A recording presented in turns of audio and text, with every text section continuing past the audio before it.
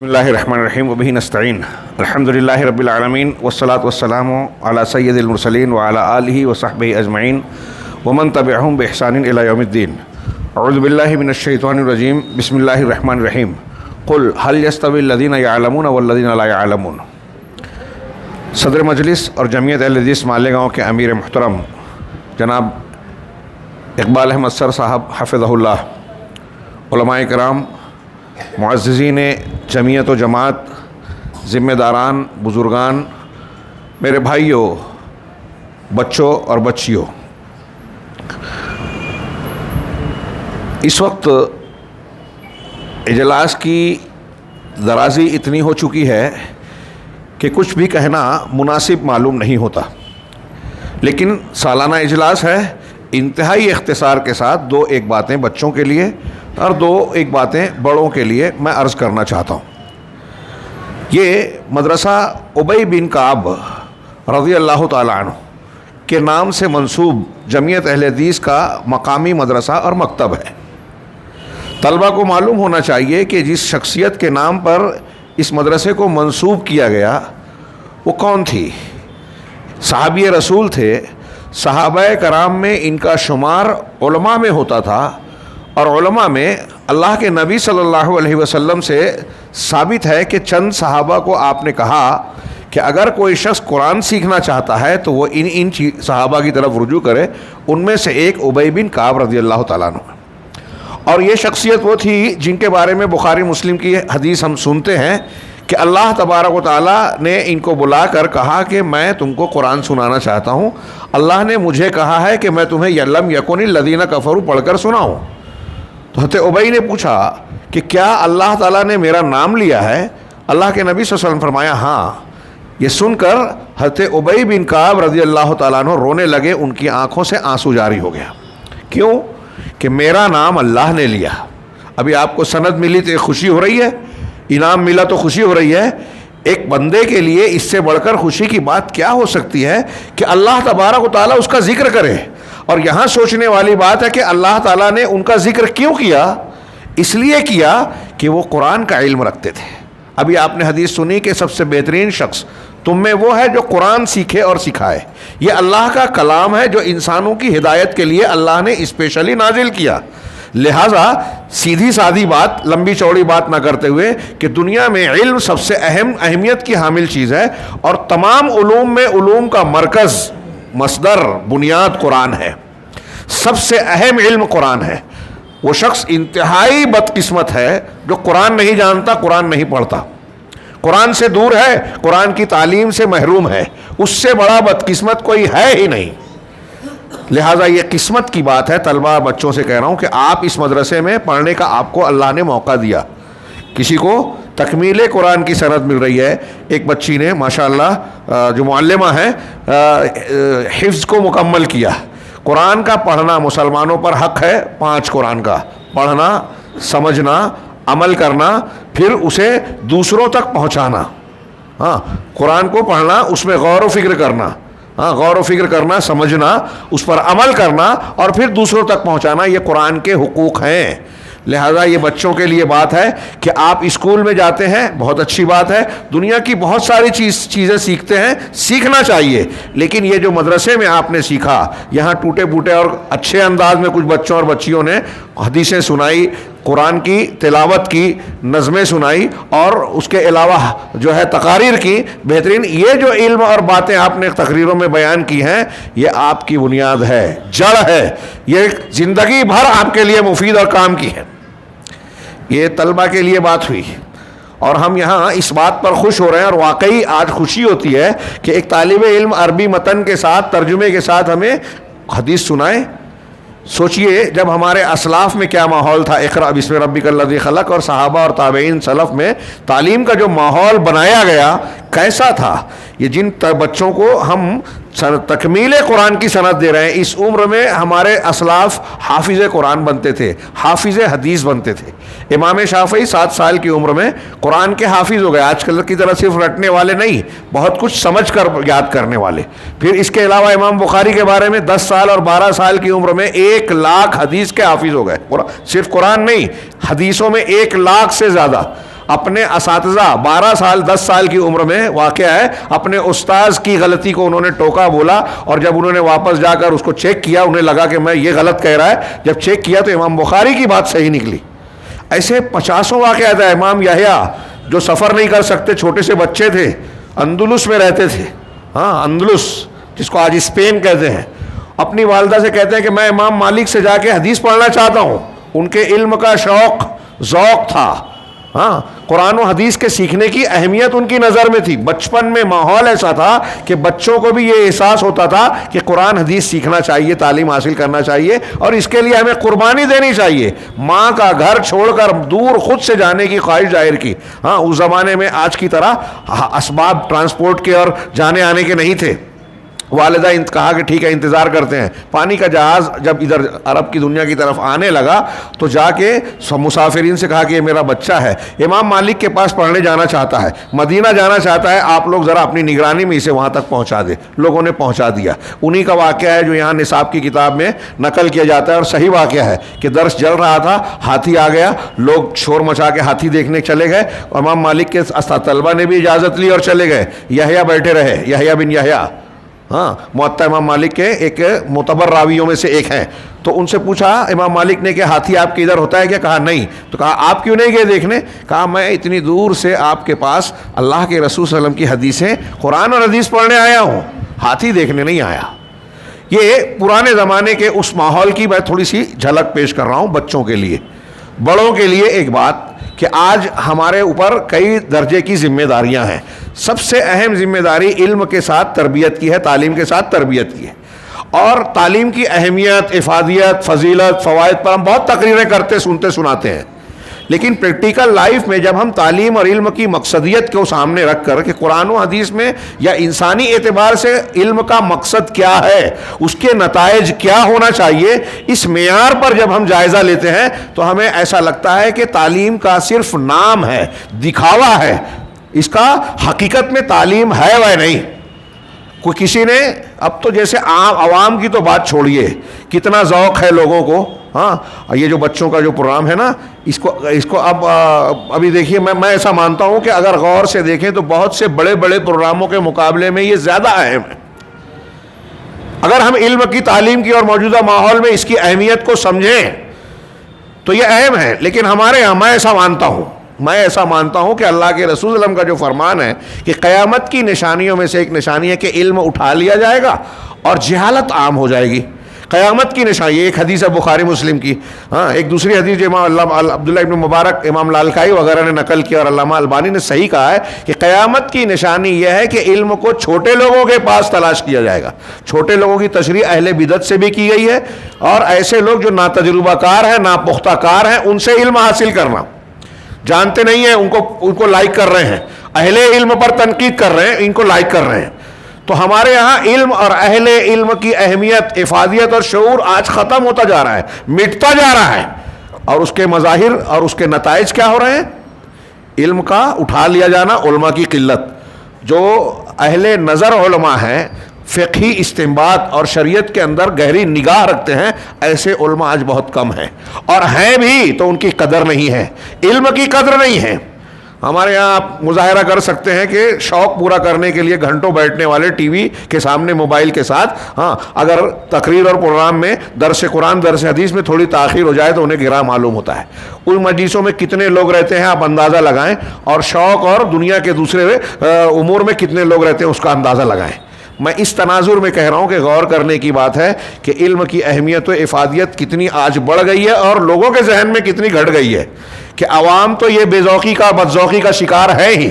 خواص میں بھی ہم دیکھتے ہیں کہ ادارے، جانے دیجئے دوسرے مقامات جہاں تعلیم کا دورہ ہے، نام لیا جاتا ہے، اسٹیج سے فضیلت بیان کی جاتی ہے، وہاں تعلیم تجارت بن گئی ہے، ڈگری کی دکانیں کھل گئی ہیں، کالج، اسکول، مدرسے، کہیں تعلیم کا ذوق نہیں ہے، مقصدیت اور اخلاص نظر نہیں آتا، الا ماشاء اللہ، ختم میں یہ نہیں کہتا، لیکن قلت ہے، اور اس کے مظاہر ہم کو عمل کی شکل میں جو ہم پریکٹیکل لائف میں دیکھتے ہیں نظر آتے ہیں۔ اس کے بالمقابل ایک طرف ہمارے یہاں علم بحران کا شکار ہے، تعلیم ہے تربیت نہیں ہے، انفارمیشن صرف معلومات ہو جانا علم نہیں ہے۔ قرآن کے معیار کے مطابق تعلیم یا علم والا کون ہے؟ انما یخشی اللہ من عبادہ العلماء، اللہ سے وہی بندے ڈرتے ہیں جو جتنا علم رکھتے ہیں۔ جو جتنا علم رکھے گا اتنا ڈرے گا، اس کا مطلب جو جتنا اللہ سے نہیں ڈرے گا وہ اتنا بے علم ہے۔ اب اس معیار پہ دیکھیے تو آج ہمارے سماج میں علم والے کتنے ہیں؟ ہاں، اللہ رب العالمین نے علماء کو اٹھا لیا، علم کم ہو گیا، جہالت عام ہے۔ اب جہالت کے عام ہونے کی شکلیں، کاش وقت ہوتا تو میں اس میں کچھ تفصیل سے بات کرنا چاہتا تھا، صرف اشارہ کروں کہ آپ دیکھیے کہ آج الحاد، بے دینی، گمراہی، انحراف، بد مذہبی، بد منہجیت یہ عام سے عام ہوتی چلی گئی۔ ابھی حافظ ابو التواب تذکرہ کر رہے تھے کہ ہمارے ہاں کچھ ایسے مکاتب اور مدارس ہیں کہ وہاں غیر منہجی چیزیں پڑھائی جاتی ہیں۔ ایک طرف کچھ اٹریکشن ہے کہ قرآن تجوید اچھا ہے، لیکن وہاں دوسری طرف بدعتی دعائیں یاد کرائی جا رہی ہیں، آداب زندگی میں غلط عقیدے بتائے جا رہے ہیں، اہل تصوف کے عقیدے بتائے جا رہے ہیں۔ ہمارے یہاں اس کی کوئی پرواہ نہیں ہے۔ ہمارے یہاں سرپرست حضرات اس پر توجہ نہیں دیتے، یہ پارٹ ٹائم جاب ہو گیا، یعنی اگر مدرسہ گیا بچہ گیا نہیں گیا کوئی بات نہیں، اہتمام ہوگا ان اسکولوں اور کالجوں کے لیے جہاں وہ ڈگری ملتی ہے جس سے دنیا کمائی جا سکے، اس کے لیے بھاری فیس دیں گے، اس کے لیے وقت دیں گے، اس کے لیے وہ سرپرستوں کی ضرورت پڑی تو پیرنٹس میٹنگ میں جا کے اپنے بچوں کا جائزہ لیں گے۔ اس کے لیے ہم کہیں گے کوئی بات نہیں، گیا نہیں گیا بچہ۔ یہ ہمارے نزدیک میں ایسا مانتا ہوں کہ بے ذوقی نہیں بد ذوقی ہے، یہ قرآن و حدیث کے علم کی ناقدری ہے۔ اور میں یہ کہنا چاہ رہا ہوں والدین سے، بچوں سے، بڑوں سے، ذمہ داروں سے کہ آج کے ماحول میں ہم دیکھیں کہ جہاں ہماری تربیت کی ذمہ داری ہے نا، تعلیم و تربیت کا دائرہ سمٹتا جا رہا ہے، محدود سے محدود تر ہوتا جا رہا ہے۔ آپ فلمیں ہیں، ٹی وی ہے، موبائل ہے، غلط ماحول ہے، دنیا داری کا ماحول، یہ جدید چیزیں جو ہمارے بچوں کو اٹریکٹ کرتی ہیں۔ چھوٹا بچہ ضد کر کے موبائل لیتا ہے، بہت کوشش کر کے بھی آدمی جو ہے اس کو نہیں بچا سکتا۔ ہاں، قرآن سننے کے لیے تیار نہیں اور ہم سنانے کا ماحول نہیں پیش کرتے، لیکن موبائل برابر دیکھے گا، گیم برابر کھیلتا ہے۔ ایسے میں آپ سوچئے کہ آج بچوں کی تربیت کتنی مشکل ہو گئی ہے۔ اور یہ جو مدرسے چل رہے ہیں نا، چھوٹے مکتب، آج کے بچوں نے جو حدیثیں سنائی، قرآن کی آیت سنائی، یہ کوئی معمولی بات نہیں ہے۔ اس ماحول میں جب بچے گانے سن رہے ہیں، موبائل سے لگے ہوئے ہیں، ان کو ایسی چیزیں سکھائی جا رہی ہیں ٹی وی کے ذریعے سے اور دوسرے ذریعے سے جو ان کو دین سے دور کر رہے ہیں، جو ان کی بچپن کو ہی تباہ و برباد کر رہے ہیں، اور ان کو الحاد، بے دینی، شبہات اور شہوات کے فتنوں کے راستے پر لے جا رہے ہیں۔ ہر طرف سے یہ الغار ہے، خاص طور سے مسلمانوں کی اگلی نسل ٹارگٹ ہے۔ ہر معاملے میں نصاب تعلیم میں ہم کو دین سے دور کرنے کی کوشش کی جا رہی ہے، میڈیا سے وہی کوشش ہو رہی ہے۔ ہمارے ارد گرد اور درمیان میں ایسے لوگوں کو دین کا داعی بنا کر پیش کیا گیا جو منحرف فکر پیش کرتے ہیں، علماء پر تنقید کرتے ہیں، قرآن و حدیث میں کیڑے نکالتے ہیں۔ ایسے میں جب ہمارے بچے کو یہ یقین ہو، ایک بچی نے تقریر کی، بچے نے نظم پڑھی کہ ہم کیسے مسلمان ہیں، دنیا کی ہمیں فکر ہے، عقبہ کا نہیں دھیان، اور بچی نے تقریر کی کہ رسول اللہ صلی اللہ علیہ وسلم کی شخصیت کے سامنے سیرت کو اختیار کریں، اس کے بالمقابل اگر ہم اس کو چھوڑتے ہیں تو الحاد ہے، بے دینی ہے، اللہ تبارک و تعالیٰ کے عذاب اور ناراضگی کو دعوت دینے کا ہم خود اعلان کر رہے ہیں۔ یہ تعلیم جو بچے یہاں پیش کر رہے ہیں، جو پیش کیا، اس کی آج بہت شدید ضرورت ہے، اور خاص طور سے جدید ماحول میں۔ میں کوئی اور باتیں کہنا تھی لیکن نہ کہتے ہوئے صرف پھر سے اپنی بات کو دہراؤں کہ یہ جو مدرسہ ہے اس کی قدر کیجئے، اہمیت اس کی سمجھیے۔ اس میں ایک تو یہ کہ جو غیر اسلامی دنیا سے ہمارے لیے ٹارگٹ کیا گیا، ہم کو خبر نہیں ہے، یہود، نصارہ، ہنود پریوار جو مختلف قسم کا مسلم دشمن پریوار جو کام کر رہے ہیں، وہ کہاں کہاں سے ہمارے بچوں کو اور ہماری نوجوانوں کو نشانہ بنا رہے ہیں، ہم سوچتے بھی نہیں ہیں۔ ہاں، ہمارا اندازہ بھی نہیں ہے۔ مارکیٹ میں جائیں تو ایسے لباس اور ایسی چیزیں بیچ رہے ہیں جو ہمارے بچوں کے دماغ میں غلط فکر کو ڈالے۔ اور اس تناظر میں جب ہم دین کی بات کرتے ہیں، توحید کی بات کرتے ہیں، عقیدے کی بات کرتے ہیں، تو لوگوں کو لگتا ہے کہ بلا وجہ کہ یہ مولویت جھاڑ رہے ہیں۔ کیا آج کا دور کہاں جا رہا ہے اور یہ کون سی بات کر رہے ہیں؟ تو آج کا دور جہاں جا رہا ہے، اس دور میں کیا شرک، بدعت، خرافات اور اللہ اور اس کے دین کی انحرافات کو قبول کر لیا جائے، گلے لگا لیا جائے، قرآن حدیث کی تعلیمات کو پس پوچھ ڈال دیا جائے، قرآن کو غیر اہم قرار دے دیا جائے؟ قیامت تک کے لیے ہماری فلاح اور نجات کا راستہ یہی قرآن و حدیث ہے، توحید کا راستہ ہے، اور یہ سبق ہم کو اسی عمر میں پڑھانا ہے۔ ہمارے بچے اس عمر میں، یعنی جو آج ہم دیکھ رہے ہیں نا کہ ماں باپ کے نافرمان بچے بن رہے ہیں، لڑکیاں مرتد ہو رہی ہیں، ہاں یہ کیوں ہو رہی ہے؟ اس مدرسے کی قیمت ہم نے نہیں جانی، اس عمر میں ہم نے بچوں کی تربیت نہیں کی، اور آپ کا اگر تربیت گھر میں نہیں کر پا رہے ہیں تو آپ کی ایک کمی یہ مدرسہ پورا کر رہا ہے۔ اس لیے میں ایسا کہنا چاہتا ہوں، بڑوں کو یہ پیغام دینا چاہتا ہوں کہ اپنے بچوں کے لیے مدرسہ ڈھونڈیے، کون سا؟ جہاں صحیح تعلیم دو، جو ان کی جڑ بنیاد اور ابتدائی مرحلے میں یہ جو بچپن کا یہ جو حصہ ہے نا، اس عمر میں آپ جو ان کی فیڈنگ کرتے ہیں نا، زندگی بھر اس کے اثرات رہتے ہیں، زندگی بھر۔ ہاں یہ جو دعائیں یاد کر رہے ہیں، یہ جو کلمہ حدیثیں یاد کر رہے ہیں، یہ زندگی بھر نقش رہے گی ان کے اوپر، اور اگر آپ نے یہ نقش کرنے کا انتظام نہیں کیا تو ٹی وی چینل، موبائل آپ کے بچوں کے ذہن و دماغ پر کچھ چیزیں نقش کریں گی، ان کا اثر زندگی بھر رہے گا، پھر وہ توحید کو غیر اہم سمجھیں گے، دین کی پختگی نہیں رہے گی، کوئی بھی منکر حدیث آئے گا شکار کرے گا یا آسانی سے شکار ہوں گے، کوئی بھی دنیا دار آئے گا دنیا کی چمک دمک دیکھے گا، زنا بدکاری چمک دمک کے پیچھے جائیں گے، ماں باپ کو پھر بوجھ سمجھیں گے، بدتمیزی کریں گے، گھر سے نکالیں گے۔ اس وقت آپ یہ الزام نہیں دے سکتے کہ میرا بچہ نالائق ہے، بچے کی نالائکی سے پہلے ہماری تربیت کی نالائکی ہے، لہٰذا تربیت پر زور دیا جائے اور ان مدارس کی قدر کی جائے۔ اللہ کے نبی صلی اللہ علیہ وسلم نے اس پر بہت بہت قرآن و حدیث میں زور دیا۔ آپ کی جو دعائیں نا، اہدنا الصراط المستقیم، ہر نماز کی، ہاں اللہ کے رسول دعا کرتے اللہم انی اسألک الہدی والتقی والعفاف والغنی، اللہم انی اسألک علما نافعا۔ ان سب دعاؤں میں اللہ کے رسول نے پہلی چیز جو مانگی ہے وہ علم نافع ہے۔ صراط مستقیم کی ہدایت دے۔ علماء نے تفسیر میں لکھا کہ صراط مستقیم کی ہدایت کا مطلب کیا ہے؟ کہ ہم کو صحیح دین کا علم ملے۔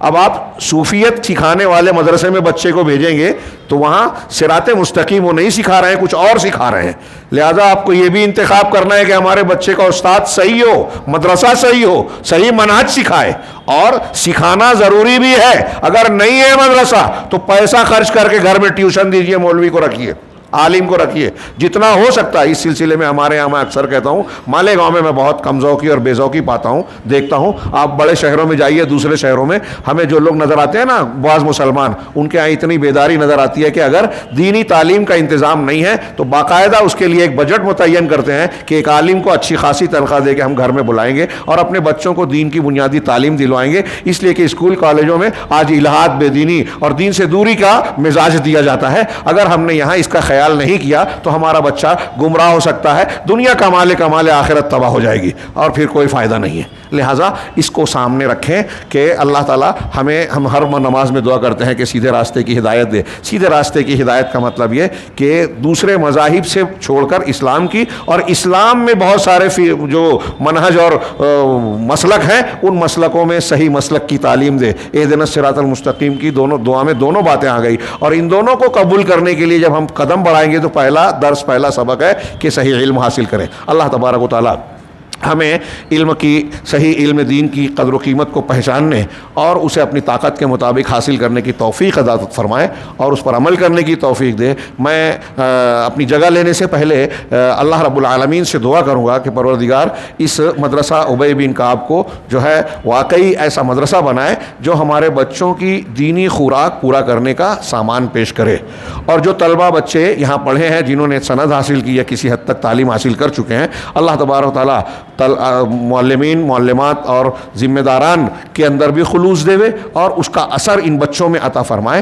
جس کے ذریعے سے وہ سماج کے مفید کارندے بن سکیں اور قرآن و حدیث کا زیتا جاگتا نمونہ بن سکے۔ پروردگار ہم سب کو علم صحیح کے ساتھ عمل صالح کی توفیق عطا فرمائے۔ وآخر دعوانا ان الحمدللہ رب العالمین۔ اللہ کا شکر ہے، اور اللہ کے بعد میں جمعیت اہل حدیث کے ذمہ داران کا بھی شکریہ ادا کرتا ہوں، آپ تمام حضرات کا بھی شکر ادا کرتا ہوں، اور دعا کرتا ہوں کہ اس مدرسے کے آج کے اس پروگرام کو سرسری اور عمومی یا روایتی پروگرام کی طرح نہ لیں، بلکہ آج یہ پیغام لے کر جائیں کہ ہمیں اس مدرسے کی، علم دین کی، اور خاص طور سے ابتدائی زمانے میں بچوں کی تربیت و تعلیم کی اہمیت کو ترجیح دے کر اس پر خاص توجہ دینی ہے، محنت کرنی ہے، اور اللہ تعالیٰ کے ساتھ سے یہ کوشش کرنی ہے کہ اللہ تعالیٰ ہمیں خلوص کے ساتھ اس عمل کو کرنے کی توفیق دے۔ وآخر دعوانا الحمدللہ رب العالمین، صلی اللہ علیہ نبینا محمد۔